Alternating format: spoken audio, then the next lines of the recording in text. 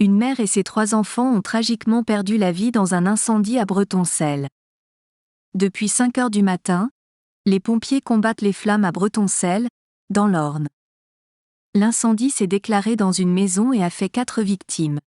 Une réponse importante du service départemental d'incendie et de secours de l'Orne est mobilisée depuis 5h30 le 19 octobre 2023, à Bretoncelles, dans l'Orne.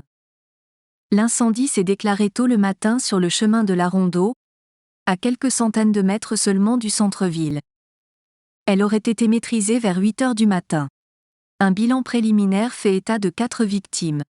Une équipe de soutien psychologique est sur place pour venir en aide aux résidents sinistrés et aux familles rassemblées sur place. Ils sont également à la disposition des enfants et du personnel scolaire de l'école de Bretoncelles.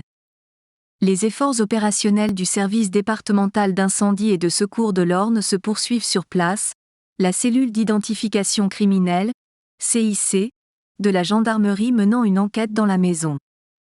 17 gendarmes de la compagnie de Mortagne-Perche ont été dépêchés sur place. Laetitia Mirande, procureure de la République d'Alençon, était attendue sur place. Une conférence de presse a été tenue par Paul Bourgeois, directeur de cabinet du préfet de l'Orne, Sébastien Jallet. Même si les informations sur les victimes sont limitées, une enquête a été ouverte pour déterminer les circonstances de ce drame. Selon nos sources, il semblerait que la mère et ses 3 garçons, dont 2 jumeaux, aient péri dans l'incendie. Le père de famille n'était pas présent lorsque l'incendie s'est déclaré.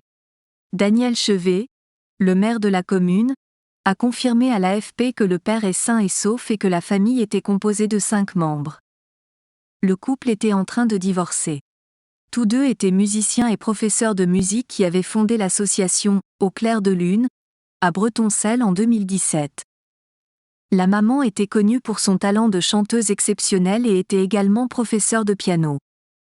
Les résidents locaux sont dévastés par la tragédie, et l'ensemble du village décrit la famille comme « très gentille et activement impliquée dans la vie culturelle de la communauté ».